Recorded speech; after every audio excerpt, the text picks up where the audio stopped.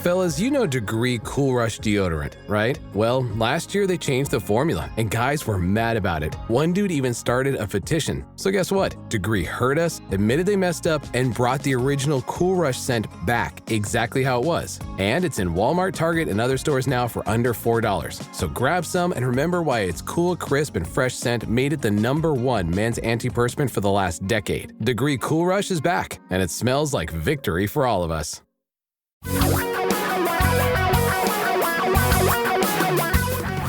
Reality radio for a really great future. We're talking real money. Talking real money. Podcast, video, all things to all people. So glad you're there.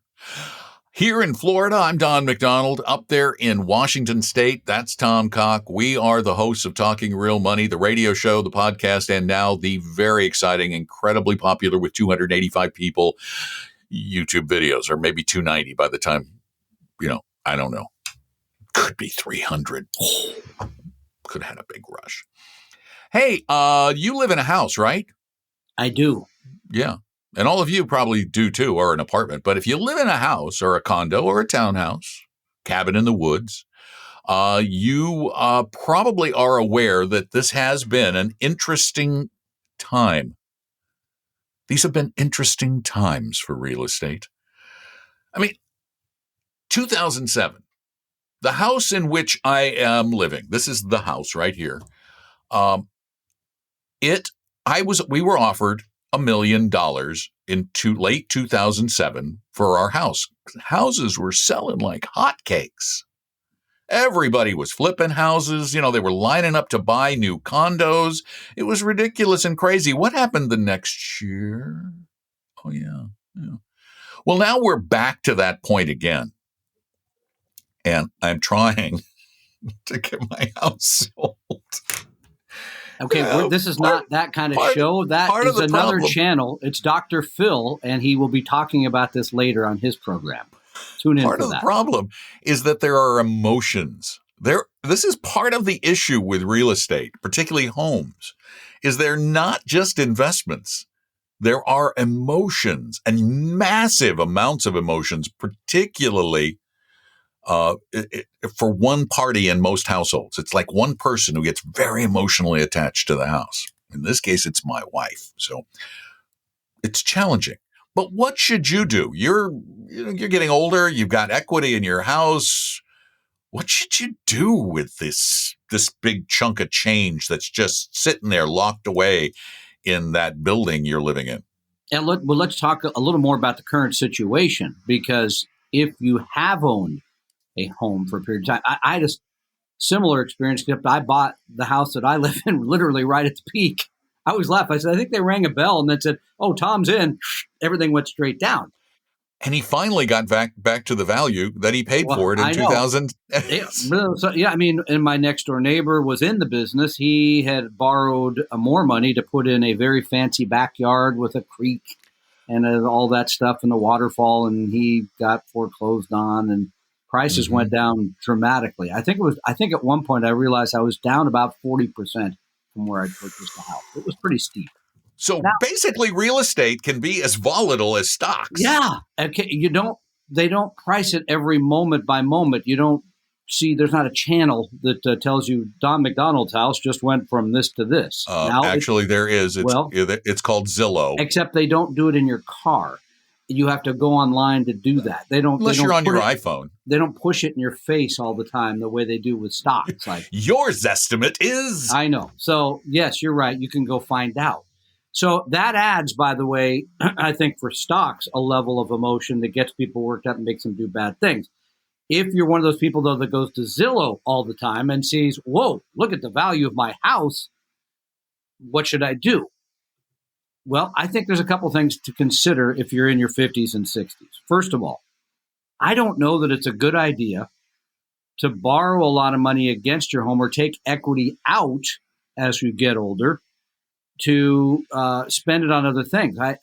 It's a shocking number to me. $50 billion came out of home equity in the first quarter of this year, the largest amount since.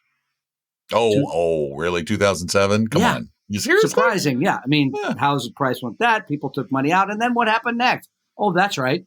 Prices went down. I would be cautious about taking money out of my home equity, especially as I move closer to retirement. And I'm really trying to make sure that I have an asset there that I could use if I needed to later. Number two, there's still this aspect that comes up all the time. Should I pay off my mortgage? I still see people out there, Dave Ramsey and others, that are telling you, pay it off. Go into retirement debt free.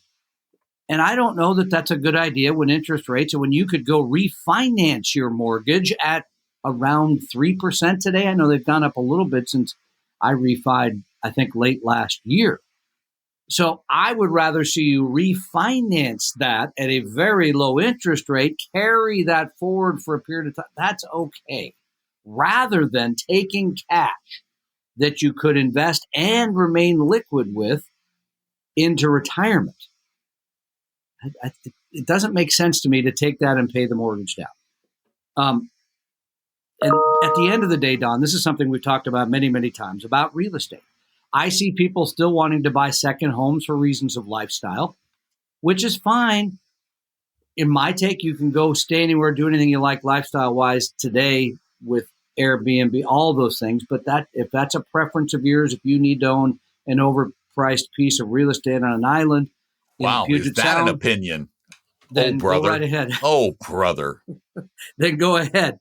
But I think real estate, and again, should be a lifestyle decision. It's not a financial one. If you buy today, there is a good chance, especially in our region, that you may be underwater for a decade because prices have gone. I had a guy on my referee crew last night that is in real estate, been in real estate for a while. He has no listings, none. He can't get anyone who wants to sell their house because where would they move? They got to live somewhere. And that's the issue. I've talked to a lot of people who said, yeah, I could sell my house and get $1 million, but where would I go? So see, I have the answer to that when I already have another house. Yes, I just want to move into it. Well, you actually have two other houses, but that's okay. One is a house. If it's got wheels, it's not a house. Well, you could take the wheels off. That would be okay. Well, but it is. Life. It the wheels could be a off. residence, and I still think that's you in the long haul. No. It'll have a little satellite dish on it. You'll be talking to the world. If it was just done, yes. You camp it right next to my house. There'd be perfect. If it was just done, yes. Right. Would I be camping at your house? No. Oh, come on! I have a driveway there. It's perfect. I would be up. The bear comes up that driveway. Actually, I'd be doing cool national and state parks all over the place and historical battlefields and which we will still do, my friend. Anyway, so I have all of those are on the East Coast. Sorry, you got to come this way. You want any good battle? There's good ones. Colorado. Colorado is a Civil War battle site. You can go visit. Yeah, it's not much. Trust me, that was not a big battle. No, all the big ones were in. You want to go? You want to all the big ones in Virginia? That's it. Just go to Virginia. And I've been to Bull Run. So anyway, Bull Run. It was named after you. Yeah, it sounds good. So this is a confusing time. I would be deciding where I wanted to live, how much house I need, and then designing it that way rather than saying, I'm going to invest, I'm going to get rich, I have to own a second home, I need to pay down my mortgage. Those are the mistakes I see people making, and I think you're overthinking it if you do. That's my takeaway. And remember, historically, the problem with real estate is a couple of things. One, as Tom mentioned, you don't see the price flashed up on your computer screen every day unless you're looking, which today you can, but in the past you couldn't. And real estate is almost always a leveraged investment. So if you get any steady increase, leverage makes that increase look bigger than it really is because of the power of leverage. Leverage also works against you in a down market. So bear in mind, the actual long-term return on real estate has been about 3% per year or about 1% after inflation. That's far lower than the return on stocks and bonds. and bonds over a similar period. So and you're liquid when it's stocks and bonds. You can get the money if you need it. It's oftentimes in a difficult market. We've all been there where markets go down. You try to sell, you don't have a buyer. I know that's the opposite of that today. So everybody feels like I'm rich. It's easy. That could turn very, very quickly. We don't know. We have a short memory. If you have some questions for us, give us a call at 855-935-TALK. You can leave your questions 24 hours a day, 7 days a week, or you can send them in at talkingrealmoney.com. You can also get some time with one of our advisors at our fee-only financial advice firm, fiduciary financial advice firm, Vestory, for free, for nothing, no obligation, and no sales pitch, we promise, just by going to vestory.com and setting up an appointment. It's really easy. A lot of people do it. Yeah, they do. Lots. They do. Lots. I enjoy talking to them. Yeah, he actually does. It's, it'd make me crazy, but he does. I can't. So do you have a question? I have a short memory.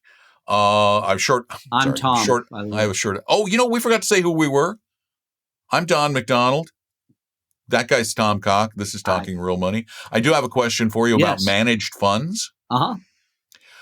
Hello. That's how it starts. I have learned a lot from listening to your podcast. Thank you for the no-nonsense advice. I've heard you many times talk about fees, ETFs, and index funds versus managed funds. I understand the concept.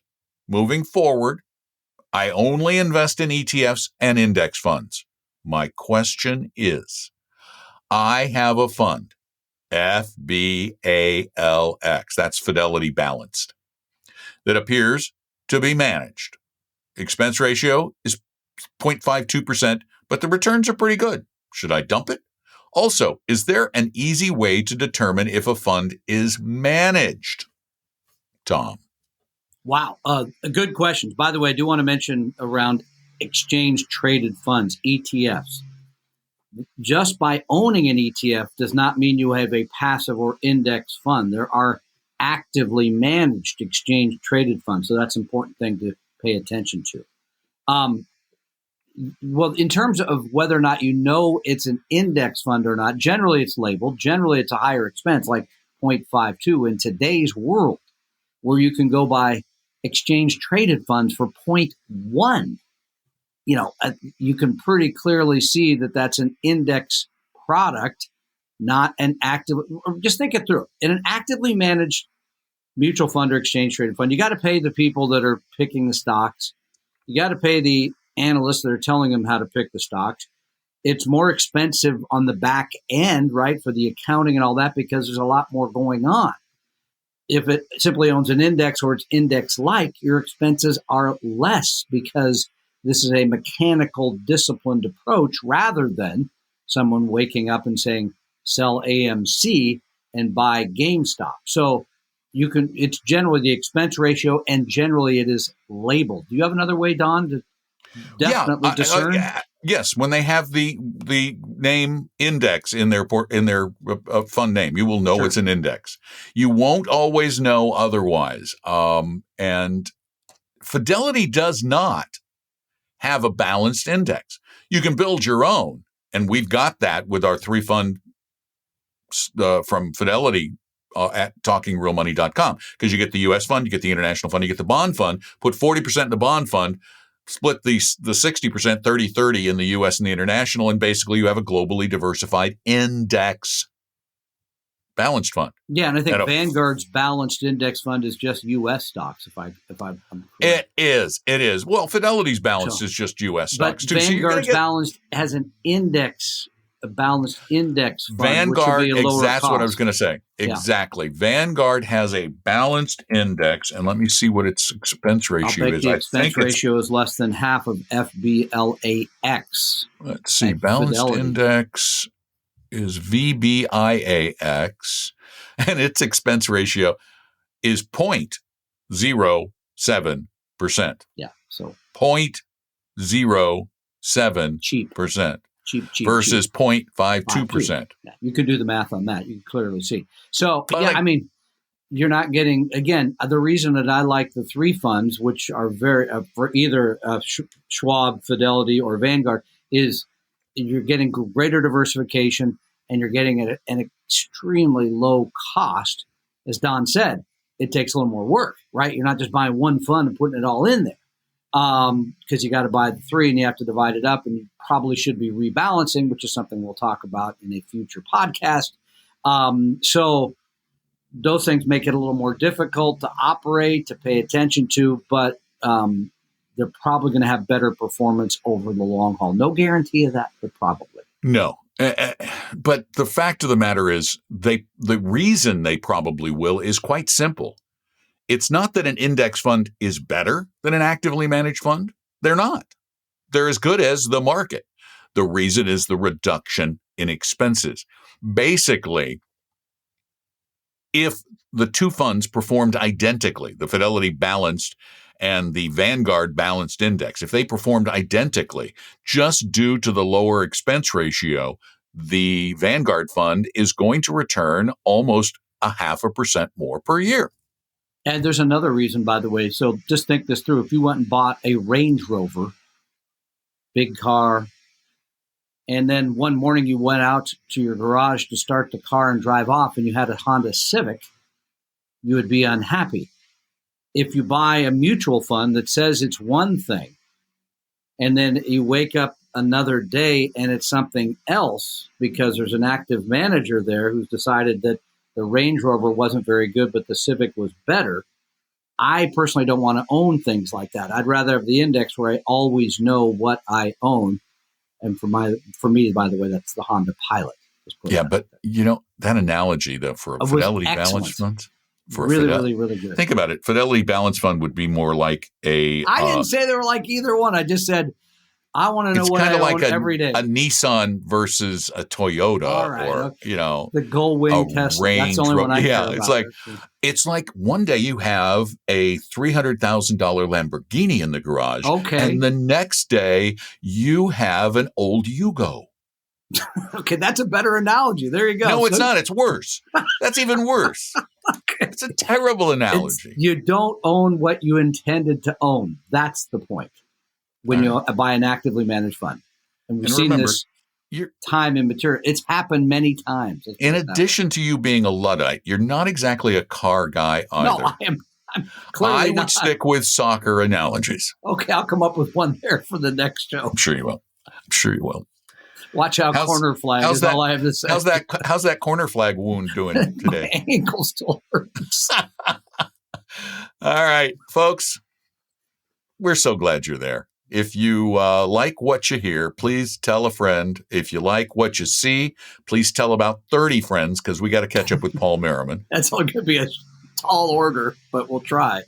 And if you really like us, then go to Apple Podcasts and leave a review.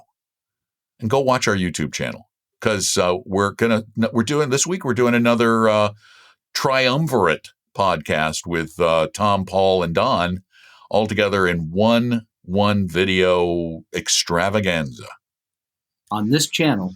Same time. Yeah, whatever. It is called a channel on YouTube. There you go. Okay. Thanks for being there. Take care. I'm Don. That's Tom. We talk real money. Talking Real Money.